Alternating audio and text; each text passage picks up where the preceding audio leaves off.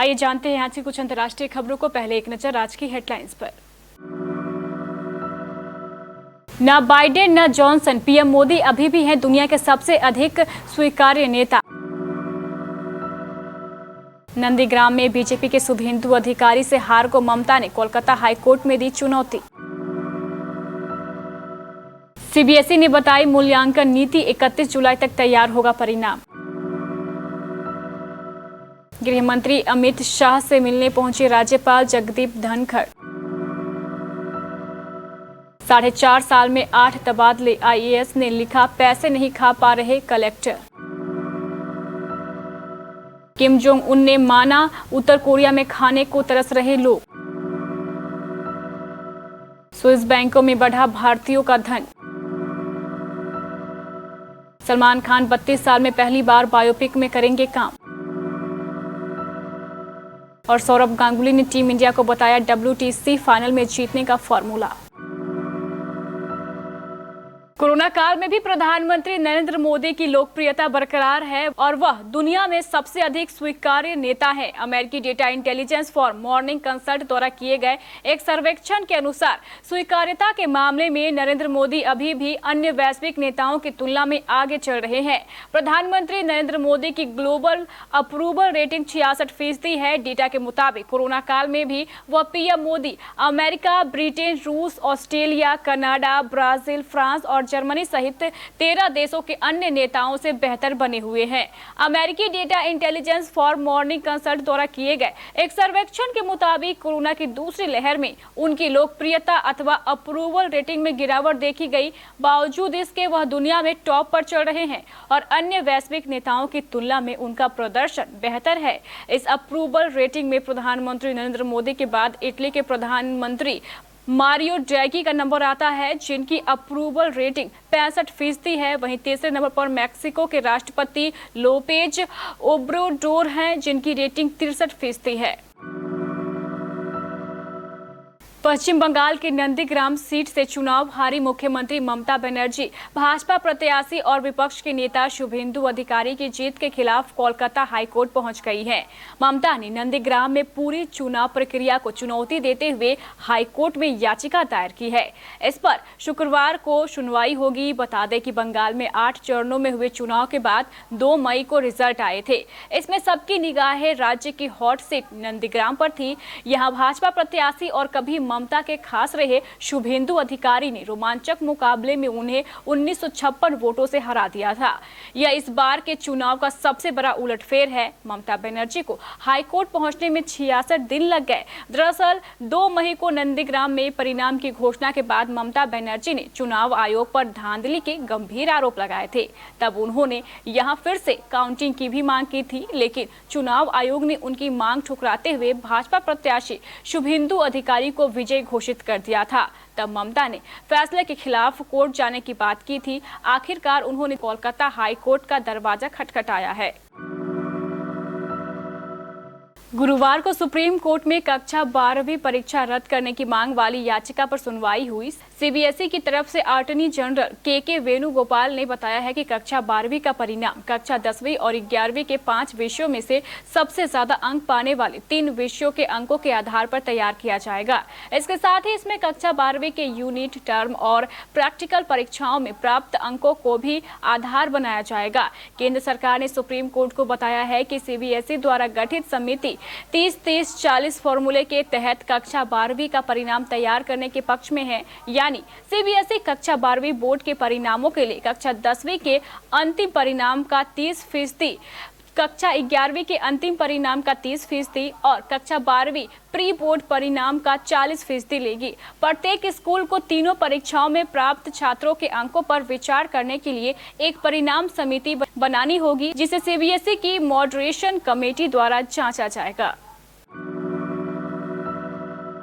पश्चिम बंगाल सरकार और प्रदेश के राज्यपाल जगदीप धनखड़ के बीच चल रही नाराकुश्ती अभी खत्म नहीं हुई है। इस बीच अब राज्यपाल जगदीप धनखड़ केंद्रीय गृह मंत्री अमित शाह से मिलने के लिए उनके घर पहुंचे। टीएमसी नेता कुणाल घोष ने इस पर प्रतिक्रिया देते हुए कहा है कि राज्यपाल भारतीय जनता पार्टी के सदस्य की तरह व्यवहार कर रहे हैं और वो सरकार को परेशान करना चाहते हैं। वो अब बीजेपी के द्वारा रची गई साजिश का हिस्सा बन गए हैं। वो जनता के फैसले को कबूल करने के लिए तैयार नहीं है। वो ऐसे हालात बनाना चाहते हैं जहां से वो पिछले दरवाजे से आर्टिकल 355 या 356 के जरिए एंट्री हासिल कर सके। बता दें कि यह संविधान के यह आर्टिकल किसी राज्य में राष्ट्रपति शासन लगाए जाने से संबंधित है। बता दें कि पश्चिम बंगाल में चुनाव के बाद प्रदेश भाजपा राजनीतिक हिंसा और अंदरूनी कलह से जूझ रही है। इसी बीच राज्यपाल जगदीप धनखड़ दिल्ली दौरे पर हैं। बड़वानी जिले में अपर कलेक्टर पद पर तैनात आईएएस लोकेश जांगड़ी का तबादला राज्य शिक्षा केंद्र में कर दिया गया है। ऐसे में लोकेश ने आईएएस अधिकारियों के एक ग्रुप में बड़वानी कलेक्टर और मध्य प्रदेश में अफसरों के कामकाज को लेकर तमाम बातें लिखी, जिससे राज्य की सियासत गर्मा गई है। हालांकि आईएएस लोकेश के इस चैट ने राज्य सरकार को नाराज कर दिया है, जिसके बाद उन्हें नोटिस भेज दिया गया। जानकारी के मुताबिक आईएएस लोकेश कुमार 2014 बैच के हैं। पिछले 4.5 साल की नौकरी के दौरान लोकेश का 8 बार तबादला किया गया। हाल ही में उन्हें बड़वानी अपर कलेक्टर पद से राज्य शिक्षा केंद्र में भेज दिया गया, जबकि वह कुछ समय पहले ही बड़वानी के अपर कलेक्टर बने थे। किम जोंग उन ने अपनी पार्टी के वरिष्ठ नेताओं की बैठक में कहा है कि लोगों के खाने की स्थिति अब तनावपूर्ण होती जा रही है। किम ने कहा है कि कृषि क्षेत्र अनाज की पैदावार के लक्ष्य को हासिल नहीं कर सका क्योंकि पिछले साल आए तूफानों की वजह से बाढ़ आ गई। ऐसी रिपोर्ट आ रही है कि देश में खाने के सामान की कीमतें आसमान छू रही है। उत्तर कोरियाई समाचार एजेंसी एनके न्यूज के मुताबिक देश में केला प्रति किलो 3000 रुपए में बिक रहा है। उत्तर कोरिया में संकट कोरोना महामारी की वजह से भी गंभीर हो गया है, क्योंकि उसने पड़ोसी देशों के साथ अपनी सीमा बंद कर दी है। स्विस बैंकों में भारतीयों का व्यक्तिगत और कंपनियों का पैसा 2020 में बढ़कर 2.55 अरब स्विस फ्रैंक यानी 20,700 करोड़ रुपए से ज्यादा पर पहुंच गया है। यह बढ़ोतरी नगद जमा के तौर पर नहीं बल्कि सिक्योरिटीज, बॉन्ड समेत अन्य फाइनेंशियल प्रोडक्ट्स के जरिए रखी गई होर्डिंग से हुई है। हालांकि इस दौरान ग्राहकों की जमा राशि कम हुई है। स्विट्जरलैंड के केंद्रीय बैंक द्वारा गुरुवार को जारी सालाना आंकड़ों के मुताबिक स्विस बैंकों ने यह फंड भारत स्थित शाखाओं और अन्य वित्तीय संस्थाओं के जरिए रखे हुए हैं।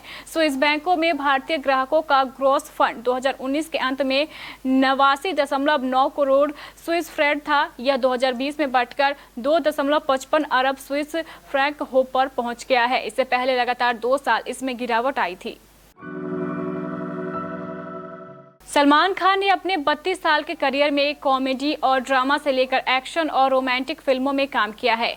अब वह इतने लंबे करियर में पहली बार बायोपिक बनाने जा रहे हैं। सलमान खान डायरेक्टर राजकुमार गुप्ता की अगली फिल्म में ब्लैक टाइगर के नाम से मशहूर भारतीय जासूस रविंद्र कौशिक का रोल करने के लिए तैयार है। पिंक विला की रिपोर्ट के अनुसार यह एक एक्शन थ्रिलर है जो भारतीय इतिहास की एक अविश्वसनीय सच्चाई कहानी पर आधारित है।